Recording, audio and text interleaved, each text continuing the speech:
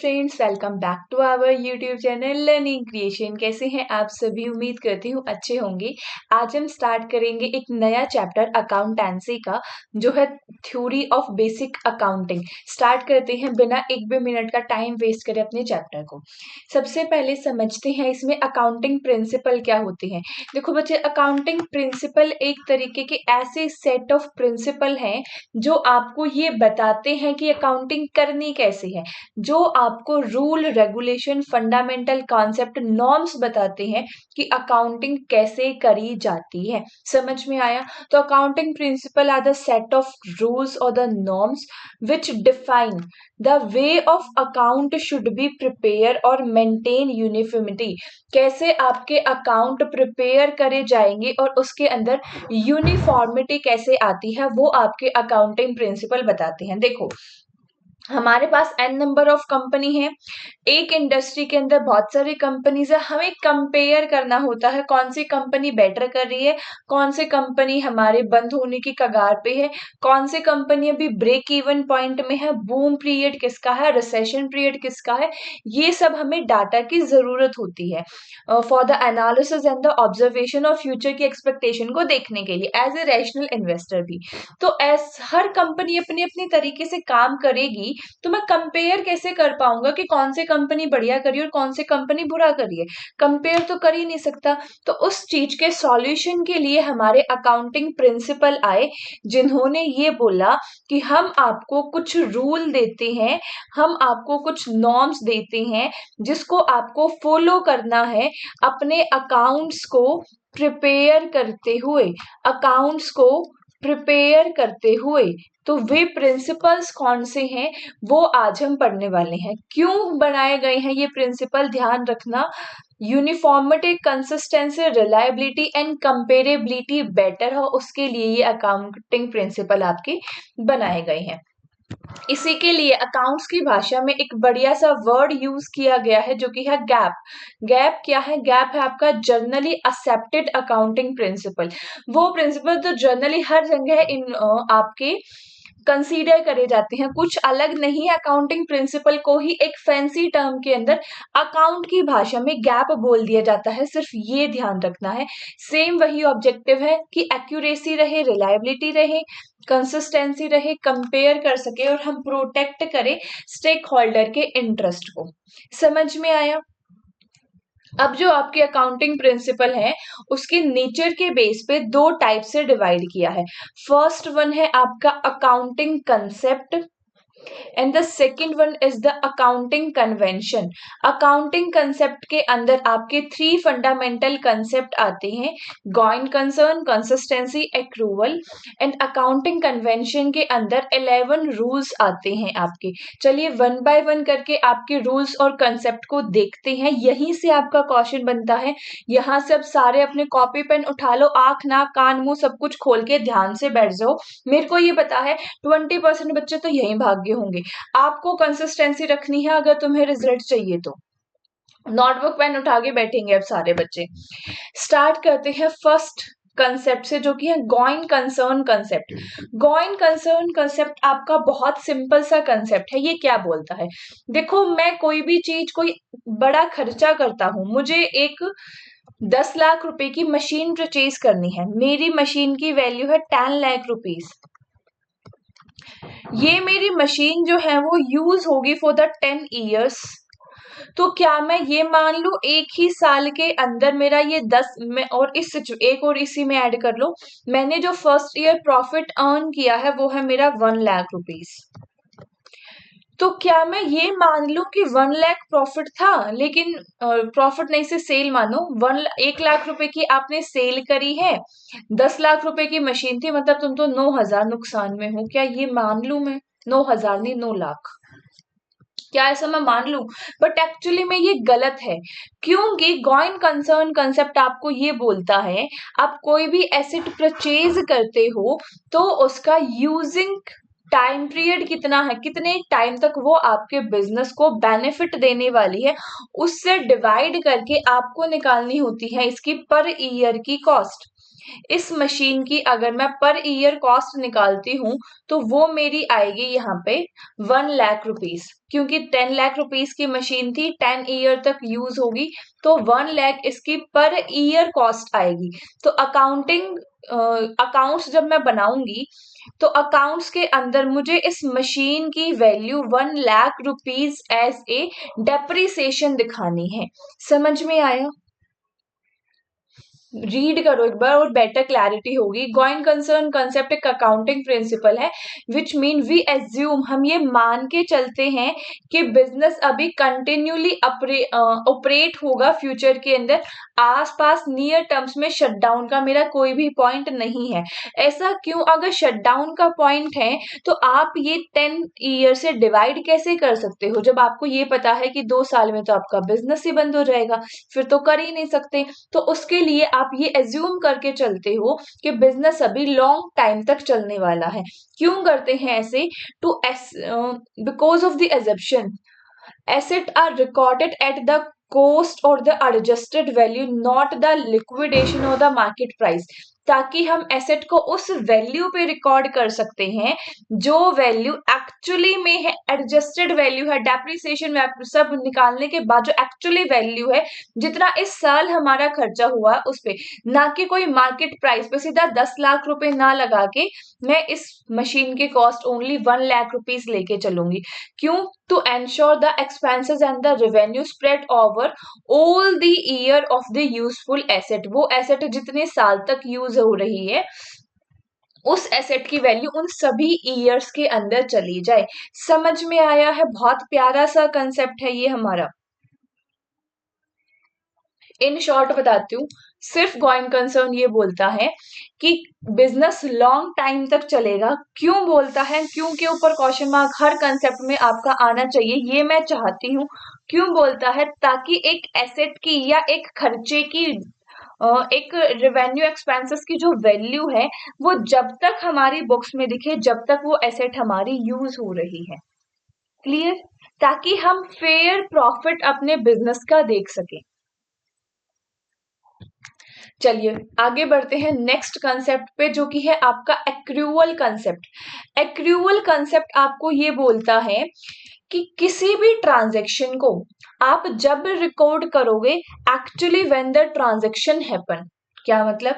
मतलब ये बेटा कि तुम जॉब करते हो, तुमने जॉब करी जनवरी, आपने 1 जनवरी को ज्वाइन किया, आपने 31 जैन तक वर्क किया, आपको जो सैलरी मिली वो मिली आपको 7 फेब को। तो कंपनी के लिए, कंपनी ने आपको 7 फरवरी को सैलरी दी है, क्या कंपनी के लिए ये खर्चा 7 फरवरी को हुआ है या पहले हो जाना चाहिए था? जी, जब काम यहाँ पे हुआ है तो ये खर्चा तो आपको जनवरी का है, तो क्या कंपनी को वो रिकॉर्ड 7 फरवरी में करना चाहिए या फिर जनवरी के मंथ में ही करना चाहिए? जनवरी के मंथ में ही करना चाहिए। यही बोलता है आपका एक्रूअल कंसेप्ट कि कोई भी ट्रांजैक्शन आप जब रिकॉर्ड करोगे जब वो अक्कर हो चुकी है, not when the actually cash received और पे। एक और एग्जांपल देखो, कंपनी ने सेल करी गुड्स 50,000 रुपए की मार्च के अंदर, ठीक है जी, बट उसको जो पेमेंट रिसीव हुई है वो हुई है उसको अप्रैल में। बट आपको जो ये 50,000 की गुड सेल है ये आपको रिकॉर्ड मार्च के अंदर ही करना पड़ेगा, क्रेडिट सेल के अंदर। आप इसको क्रेडिट सेल दिखा के अपने अकाउंट्स में मार्च में ही इसकी एंट्री कर दोगे। फिर उन क्रेडिट सेल जिसको आपने किया है वो आपके डेटर बन जाएंगे और उन डेटर से आप पैसा ले लोगे। ये डेटर वाली सारी टर्म्स, डेटर बैड डेब्ट्स, मैंने पिछले क्लास में एक्सप्लेन किया है। सेकंड चैप्टर था बेसिक अकाउंटिंग टर्म्स का, नहीं देखा है तो मैंने आप लोगों के लिए प्लेलिस्ट रेडी करी है 11th क्लास के लिए, कॉमर्स के तीनों सब्जेक्ट, जिसके अंदर मैं एक चैप्टर को एक क्लास के अंदर यानी एक वीडियो में खत्म कर रही हूँ। उस प्लेलिस्ट को रेफर जरूर कर लेना, काफी हेल्प होगी आपके एग्जाम में। Got it? समझ में आया क्रूअल कंसेप्ट भी? क्रूअल कंसेप्ट क्या बोलता है? क्रूअल कंसेप्ट ये बोलता है कि आपको बुक्स में रिकॉर्ड जब करना है जब एक्चुअली वो ट्रांजेक्शन हो चुकी है, ना कि जब जब वो पैसा मिल चुका है। ये क्यों किया जाता है? ताकि true and fair income and expenses आपको पता चल जाए एक पर्टिकुलर अकाउंटिंग पीरियड के। अगर ये वाले आप पेमेंट 50,000 की मार्च में ना दिखा के अप्रैल में दिखाते, तो मार्च का प्रॉफिट तो आपका कम दिखाता, बट एक्चुअली कम तो नहीं हुआ है। सेल तो हम मार्च में की थी हमने, पैसा बाद में मिला है ना। समझ में आया ये कंसेप्ट भी? किसी को कहीं भी डाउट हो तो भाई साथ साथ पूछते चलना। आगे आ जाओ। Consistency principle. कंसिस्टेंसी प्रिंसिपल आपको क्या बोलता है कि हर एक बिजनेस ऑर्गेनाइजेशन को एक कंसिस्टेंट मेथड ही लेना चाहिए। देखो कंसिस्टेंट मेथड में क्या आ सकता है? आपकी डेप्रिसिएशन है। डेप्रिसिएशन क्या होता है? पिछले क्लास में अगेन एक्सप्लेन किया है, बेसिक ऑफ अकाउंटिंग के क्लास देख लेना। डेप्रिसिएशन क्या होता है? डेप्रिसिएशन आपकी एसेट के ऊपर लगता है। कौन सी एसेट? फिक्स एसेट, जिससे आपके फिक्स एसेट की हर साल कुछ वैल्यू जो है वो कम हो जाती है। क्यों कम हो जाती है? क्योंकि उस एसेट का हम यूज कर रहे हैं, this is put to use है। अगर डेप्रिसिएशन के हमारे पास n नंबर ऑफ मेथड है, मैं हर बार इस एसेट पे किसी दूसरे मेथड से डेप्रिसिएशन लगा रही हूँ, तो मुझे यही नहीं समझ में आ रहा कि एक्चुअली मेरे एसेट की वैल्यू क्या है। तो उस चीज से बचने के लिए हमारे पास आया कंसिस्टेंसी प्रिंसिपल, जिसने ये बोला कि business choose a specific accounting method और प्रैक्टिस, लाइक आपका डेप्रिसिएशन का मेथड हो गया, स्टॉक वैल्यूएशन मेथड हो गया, जिससे you should continue to the same method every year, ताकि आप बिल्कुल सेम मेथड का यूज कर सको हर साल और आपकी अकाउंटिंग उससे इजी हो सके। समझ में आया कंसेप्ट कंसिस्टेंसी की? आपको जितने भी मेथड्स हैं या अकाउंटिंग प्रैक्टिस अकाउंटिंग मेथड हैं, उनमें एक ही तरीका लेके चलना है हर साल, ताकि कंफ्यूजन ना हो, एक बेटर और फेयर रिजल्ट मिल सके। हम बहुत over the year financial statement को कंपेयर कर सकें। क्या? Over the year financial statement को कंपेयर कर सके कि मेरे पिछले साल का प्रॉफिट ये था और मेरा इस साल का प्रॉफिट ये था। Even it help the investor, auditor और company to see the true and the fair trend or the performance of the organization, and it prevent the manipulation। आप इसमें कोई छेड़छाड़ नहीं कर सकते, तो वो मैनिपुलेशन से भी आपको प्रोटेक्ट करके चलता है। समझ में आया कंसिस्टेंसी प्रिंसिपल भी? आगे आ जाओ। आगे है आपका separate entity concept. Separate entity concept आपका ये बोलता है कि जो आपका बिजनेस है ना, आपने बिजनेस स्टडीज पढ़ा है? पढ़ा तो होगा ही। बिजनेस स्टडीज में आपको एक चीज बोली जाती है कि एक्चुअली में बिजनेस जो है वो अलग है। आप जब टाइप्स ऑफ बिजनेस पढ़ते हो, तो उसमें आपके बिजनेस को एक तरीके का कह सकते हो आर्टिफिशियल पर्सन बोला जाता है। बिजनेस लाइक आप कंपनी का एग्जांपल ले लो। कंपनी को आर्टिफिशियल पर्सन बोला जाता है। हाँ, आर्टिफिशियल पर्सन का मतलब है person that create by law, है ना? बिल्कुल सही। तो कंपनी को आर्टिफिशियल पर्सन बोला जाता है। एक है मेरा टोनू, मेरी कंपनी का नाम है मोनू, तो ये तो दो अलग अलग पर्सन हो गए ना, ये तो दो अलग अलग पर्सन हो गए। आप बिजनेस और बिजनेसमैन को एक बता ही नहीं सकते। ये इस मोनू मोनू कंपनी लिमिटेड या मोनो प्राइवेट लिमिटेड, ये इसकी जिम्मेदारी है कि टोनू ने जितना इसको पैसा दिया है ये उसको वापस दे। समझते हैं और बेटर तरीके से रीड करके। Separate entity concept means the business and the owner is treated as two different or independent entity in accounting। Business और उसका ऑनर को दो डिफरेंट एंटिटी, दो अलग पर्सन के तौर पे ट्रीट किया जाता है अकाउंट्स के अंदर। ठीक है जी। बिजनेस की अपनी खुद की आइडेंटिटी है, खुद का सेपरेट पर्सनल अफेयर है, प्रोप्राइटर पार्टनर शेयर होल्डर के अलावा। क्यों ऐसा किया जाए, एग्जाम्पल समझते हैं फिर वाई पे आते हैं। If the owner put 5 lakh into the business, business के अंदर मैंने 5 लाख रुपए लगाए, तो वो बिजनेस का पैसा नहीं हो गया, बिजनेस उसको ट्रीट करेगा एज ए कैपिटल। कैपिटल क्या, वो पैसा जो ऑनर बिजनेस में लगाता है, ठीक है जी। तो बिजनेस उसको एज ए कैपिटल ट्रीट करेगा, तो वो क्या है, उसकी लाइबिलिटी है। दो चीज होती है, कि एसेट, एक है लाइबिलिटी। एसेट जो बिजनेस का खुद का पैसा है, लाइबिलिटी जो किसी एक्सटर्नल पर्सन ने बिजनेस को दिया है। तो कैपिटल भी आपकी एक तरीके की लाइबिलिटी है टुवर्ड द ऑनर। समझ में आया। सिमिलरली अगर मैं पर्सनल यूज के लिए पैसा विड्रॉ करता हूं 50,000, तो उसको रिकॉर्ड किया जाता है as a drawing, not a business expenses.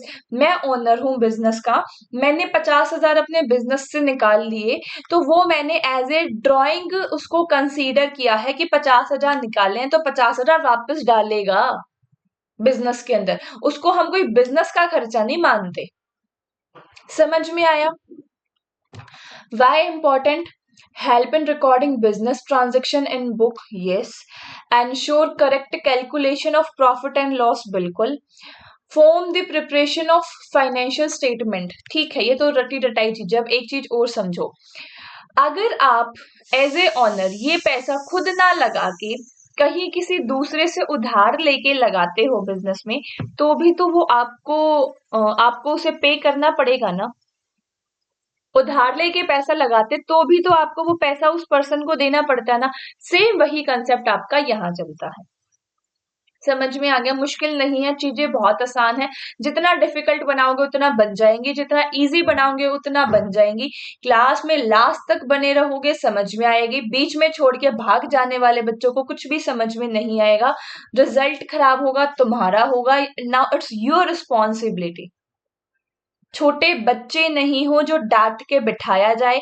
Independent child हो, खुद पढ़ते हो, मम्मी पापा बोलते हैं वो एक अलग बात है, लेकिन पढ़ते तो सच्चाई वही जब ही हो जब तुम्हारा मन करता है। सो छोटे बच्चे नहीं हो, मैच्योर स्टूडेंट हो चुके हो, 11th में आ चुके हो, से स्टे कनेक्टेड, क्लासेस को रेगुलर देखना शुरू कर दो। रिजल्ट खराब जाएगा, 12th के बोर्ड के एग्जाम होंगे, बेसिक वीक रह गया तो बोर्ड में स्कोर नहीं कर पाओगे, ढंग का कॉलेज नहीं मिलेगा, ढंग का कॉलेज नहीं मिला, जय श्री राम।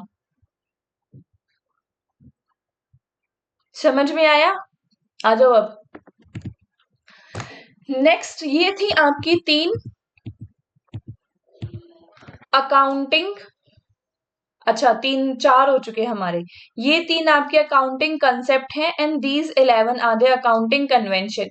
ऑप्शनल आपके एमसीक्यू में भी क्वेश्चन आते हैं आज के टाइम पे, तो एमसीक्यू में आपसे पूछा जा सकता है इसमें से कौन सा अकाउंटिंग कंसेप्ट नहीं है, तो ध्यान रखना है आपको। Got it. वेट,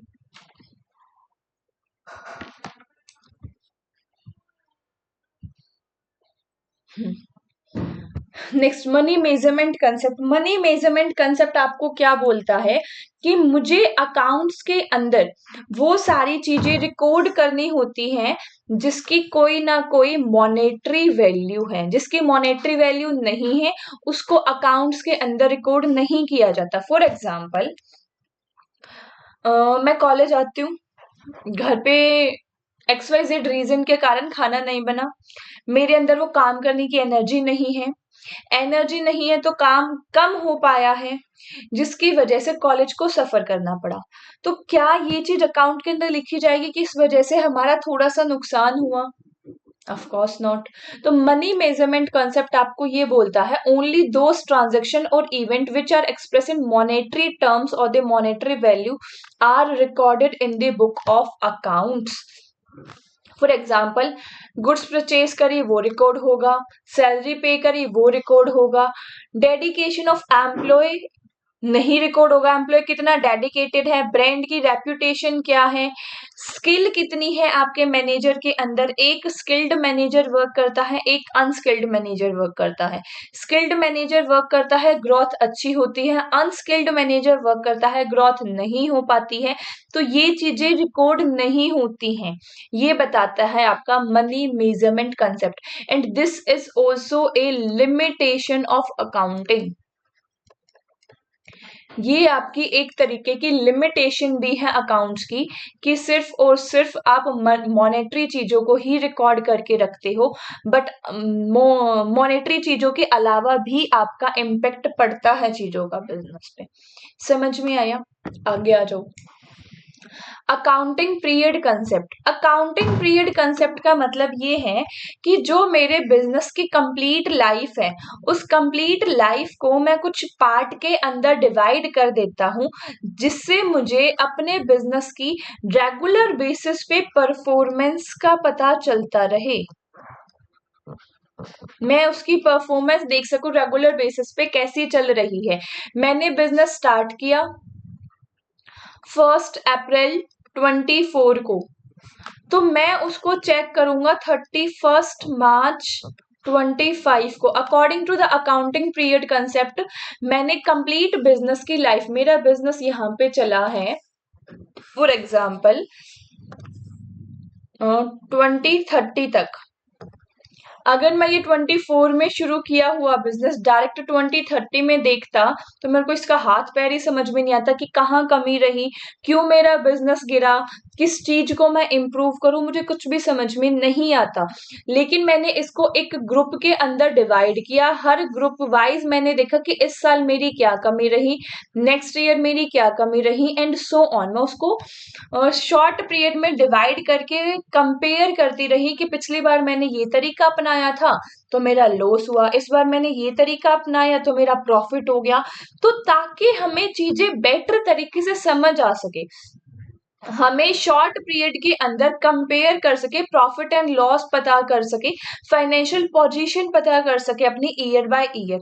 इसीलिए अकाउंटिंग पीरियड कंसेप्ट आपको ये बोलता है the life of business divided into the specific period, and this period is usually for the 1 year, 6 month, 3 month, as per your choice, to measure the financial performance और the position of company.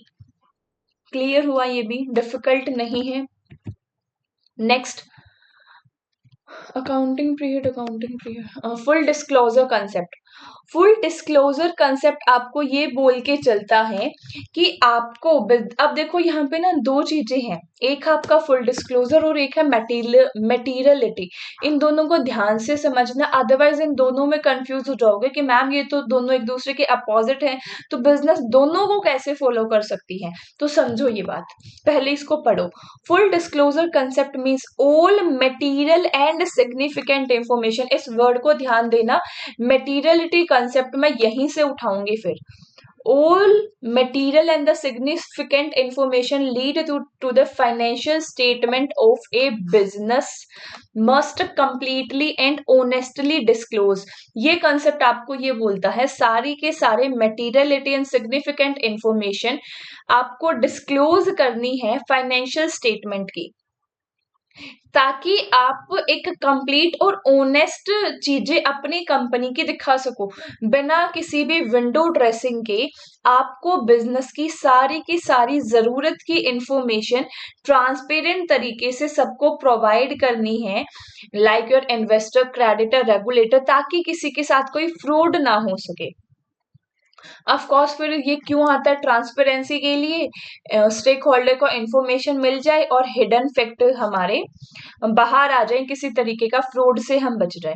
समझ में आया? वहीं पे materiality concept ये बोलता है कि आपको हर चीज एक्सप्लेन करने की जरूरत नहीं है, आपको एक्सप्लेन वो करना है दैट शुड बी मटेरियल। मैंने ये बोला था, ये वर्ड मैं उठाऊंगी, क्या वर्ड? मटेरियल। अब समझो इस कंसेप्ट को। एक आपका बिजनेस है जिसका टर्नओवर आपका 50 करोड़ का है, 50 करोड़ का। दूसरा आपका बिजनेस है जिसका टर्नओवर आपका 5 लाख रुपीस का है। इन दोनों बिजनेस में ही एक सर्कमस्टांसेस या कोई ऐसी कंडीशन आई जिसमें आपको ये समझ में नहीं आ रहा कि मेरा 500 रुपीज या 50,000 रुपीज, 5,000 ले लो, मुझे ये समझ में नहीं आ रहा कि मेरे बिजनेस से ये 5,000 रुपए कहाँ गए। दोनों बिजनेस हैं, दोनों बिजनेस में सेम अमाउंट पे डिस्प्यूट हो रहा है कि ये 5,000 रुपए कहाँ गए। जिसका बिजनेस ही 5 लाख रुपए का है उसके लिए तो 5,000 एक मटेरियल कंसेप्ट है। 5,000 का रिकॉर्ड दिखाना तो बिल्कुल जरूरी है भाई, छोटे अमाउंट नहीं है। 5 लाख कमाने वाले बंदे के लिए 5,000 कोई बहुत छोटी अमाउंट नहीं है। वहीं पे जहां आपका बिजनेस 50 करोड़ का है तो 5,000 आपके लिए काफी छोटी सी अमाउंट है, कोई फर्क नहीं पड़ता। एक और एग्जांपल हो, समझो इसे दोबारा से। आपकी जेब में 10,000 रुपए हैं, आपके दोस्त की जेब में 100 रुपए हैं, आप के 10 रुपए गुम हुए हैं तो 10,000 में से 10 गए, कोई भी फर्क नहीं पड़ता। 100 रुपए में से 10 गए, 10% गया, बहुत ज्यादा डिफरेंस पड़ेगा। तो इसको आपके अकाउंट्स के अंदर ये चीज क्लैरिफाई करनी पड़ेगी कि 10 रुपए कहाँ गए। इसको ये कॉन्सेप्ट मटेरियल चीज नहीं है इसके लिए, ठीक है थोड़ा बहुत इतनी बड़ी अमाउंट रखेंगे, इतना बड़ा बिजनेस करेंगे तो थोड़ा बहुत लॉस प्रॉफिट तो चलेगा। समझ में आया मटेरियल। तो जो ये वाला आपका दोस्त है, ये है आप टुन्नू, ये है आपका दोस्त मुन्नू। तो मुन्नू के लिए ये 10 रुपए मटेरियल है, टुन्नू के लिए ये 10 रुपए कोई मटेरियल नहीं है। तो आपका मटेरियल कंसेप्ट ये बोलता है कि जितनी जरूरत है उतना दिखा दो। अब तुम अकाउंट्स में ये लिखने लगे 10 रुपए की पेंसिल आया, 2 रुपए का इरेजर आया, 5 रुपए का शॉर्पनर आया, दिस इज नॉनसेंस। समझ में आया मटेरियलिटी कॉन्सेप्ट। ये क्या करता है, ये क्यों किया जाता है, सेफ टाइम, टाइम को सेव करने के लिए। फाइनेंशियल स्टेटमेंट मोर रेलेवेंट और यूजफुल हो, कोई आपकी फाइनेंशियल स्टेटमेंट को पढ़ने लग जाए, उसमें 10, 5, 2, 8, 10, 15 की ये छोटी छोटी एंट्री देख के उसका तो सिर चकरा जाएगा। तो ये क्या कंपनी है। ओवरलोड ना हो अननेसेसरी डिटेल का,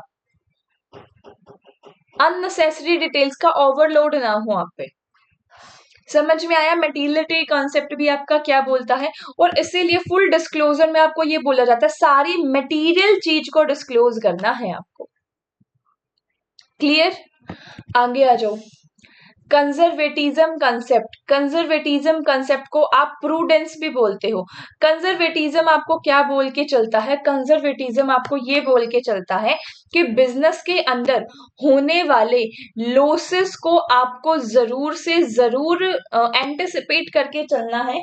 प्रॉफिट्स को भले ही छोड़ दो, क्या, प्रॉफिट को भले ही छोड़ दो, प्रॉफिट को रिकॉर्ड मत करो, लेकिन जो लॉस होने वाले हैं उनको जरूर से जरूर रिकॉर्ड करके चलना पड़ेगा। ये बोलता है रेवेन्यू एंड एक्सपेंसेस। अगर समझो इस पॉइंट को, ऐसा क्यों बोला जाता है, रीजन समझो। क्या कि हमें सारे के सारे लॉसेस के लिए तो पहले से एंटिसिपेशन बना के चलना है कि ये लॉस हो सकता है। प्रॉफिट या गेन के लिए हमें कोई जरूरत नहीं है, हो गया तो नोट कर लेंगे, नहीं हुआ तो छोड़ देंगे। ऐसा क्यों, ताकि हम प्रिवेंट कर सके अपने प्रॉफिट और एसेट को, एक सेफ और रियलिस्टिक पिक्चर देख सके हम अपने बिजनेस की, प्रोटेक्ट कर सके इंटरेस्ट हमारे इन्वेस्टर, क्रेडिटर और स्टेक होल्डर का। समझ में आया, समझ में आया। अच्छा कैमरा बंद होगा, वेट आई चेक।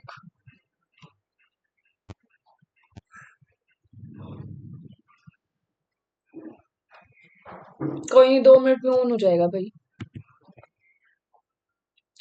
नेक्स्ट आपका historical cost concept. Historical cost concept आपको क्या बोलता है, हिस्टोरिकल कॉस्ट कंसेप्ट आपको ये बोलता है that all asset are recorded in the book at the price paid to acquire them.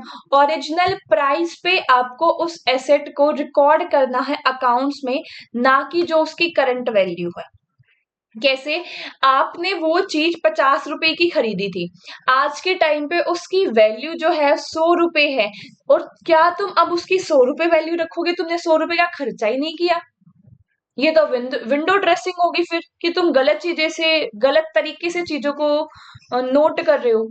तो आपको हमेशा हर एसेट की वो वैल्यू अकाउंट्स के अंदर लिखनी होती है जिस पे आपने उस एसेट को परचेज किया था, to show the provide the reliability and the verifiable fact, ताकि बिजनेस के अंदर आप उसे वेरीफाई कर सको कि ये देखो ये रहा बिल।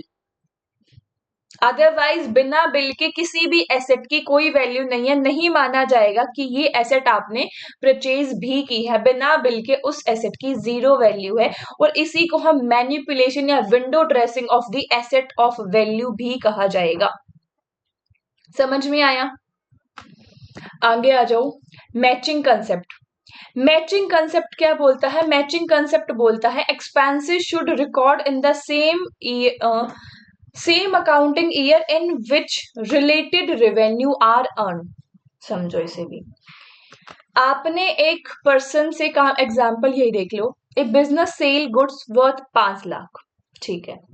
एक बिजनेस ने 5 लाख के गुड्स सेल करी मार्च के अंदर, और उस पे आपने कमीशन दिया उस पर्सन को 25,000 का अप्रैल के अंदर। तो अकॉर्डिंग टू मैचिंग कंसेप्ट, जो कमीशन है आपका 25,000, उसको आप मार्च में ही रिकॉर्ड करोगे, ना कि अप्रैल के अंदर। ये बोला गया है मैचिंग कंसेप्ट के अंदर, क्योंकि बिकॉज जो सेल करी है, जो रेवेन्यू हमें अर्न हुआ है, वो हमें मार्च में हुआ है, वो रेवेन्यू हमें अप्रैल में नहीं अर्न हुआ। तो इस कंसेप्ट के अकॉर्डिंग ये बोला जाता है, जो भी प्रॉफिट या जो भी लॉस जिस मंथ का, जिस ईयर का होगा, उसी ईयर ही उसको आप लेके चलोगे। बाद में लिया दिया वो सब नहीं, जिस ईयर वो आपका एक कहते हैं ना ट्रांजैक्शन अकर होगी, अभी जो मैंने पहले कंसेप्ट पढ़ाया, सेम उसी को फॉलो करते हुए ये आपका चलता है। समझ में आया? आगे आ जाओ। Dual aspect concept.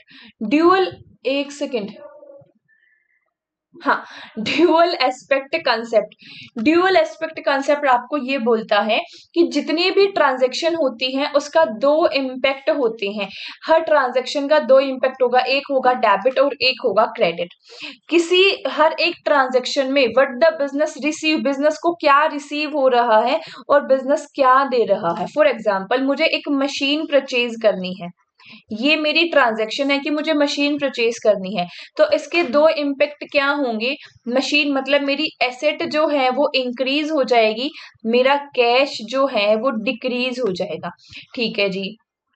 इसके अलावा एग्जाम्पल क्या हो सकता है? इसके अलावा आप एग्जाम्पल ले लो कि आपको सैलरी पे करनी है। सैलरी पे करनी है तो आप जो भी उससे काम करवा रहे हो, आपका वो वर्क डन हो जाएगा और आपका कैश कम हो जाएगा। तो इन शॉर्ट आपको ये बताया गया है कि ड्यूअल एस्पेक्ट कॉन्सेप्ट के आपके दो इम्पैक्ट होते हैं, हर ट्रांजैक्शन का दो इम्पैक्ट होता है। ड्यूअल एस्पेक्ट कॉन्सेप्ट के ऊपर ही आपका next 4th chapter complete base है, जिसमें हम प्रैक्टिकल क्वेश्चंस भी करने वाले हैं। तो उसको जरूर देख लेना, ये बहुत बढ़िया तरीके से समझ आ जाएगा। अभी आपको ये अकाउंटिंग इक्वेशन यहाँ पे याद रखनी है। जो अकाउंटिंग इक्वेशन है, asset is equal to liability plus capital. इसी अकाउंटिंग इक्वेशन के बेस पे नेक्स्ट क्लास में बहुत सारे क्वेश्चन करेंगे। Got it? आगे आ जाओ।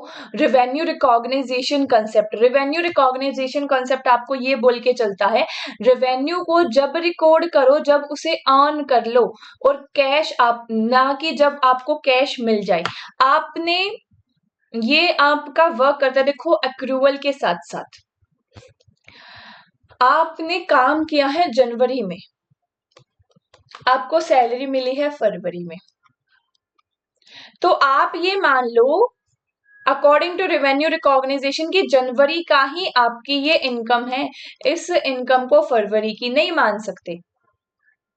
जो एक्रूवल कंसेप्ट है ना बेटा, वो तो मेनली पेमेंट को देखता है कि मैं कब पे कर रहा हूं, कब मुझे रिसीव हो रहा है। रेवेन्यू रिकॉग्नाइजेशन आपकी इनकम को देखता है कि कब दे रहा हूं और कब मैं नॉट कर रहा हूं। तो ये छोटा सा फर्क है आपका इसमें, बाकी सेम है। Next and the last concept है वेरिफाइबिलिटी एंड द ऑब्जेक्टिविटी कंसेप्ट। ये आपको बोल के चलता है कि हर अकाउंट जो भी आप रिकॉर्ड कर रहे हो, हर ट्रांजैक्शन आपकी वेरीफाई होनी चाहिए with the invoice and the receipt. अगर आपके पास कोई परचेज करी है या आपने कोई चीज सेल करी है उसका बिल नहीं है तो वो आपकी फेक ट्रांजैक्शन कंसीडर करी जाएगी। देखो, जब भी आप किसी से कुछ परचेज करते हो और उनसे बिल की डिमांड करते हो तो बिल के लिए एक कॉपी वो भैया अपने पास रखते हैं और दूसरी कॉपी जो है वो आपको दे देते हैं। चलो, आपको तो वो इसलिए देते हैं, गारंटी वारंटी आप डिमांड करते हो वगैरह वगैरह, अपने पास क्यों रखते हैं? For the verifiability. क्लियर यहाँ तक? ये थे हमारे सारे के सारे अकाउंटिंग कंसेप्ट। एक बार दोबारा से इनको देख लो, समझ लो, किसी में कोई डाउट हो तो पूछ लो। जो मेन क्वेश्चन बनते हैं वो आपके कंसेप्ट के बेस पे ही बनते हैं। फिर भी कोई डाउट रह जाए तो ऑफ कोर्स कमेंट कर सकते हो। At last a very big big thank you. आज अपने क्लास को यहीं खत्म करते हैं। Thank you so much.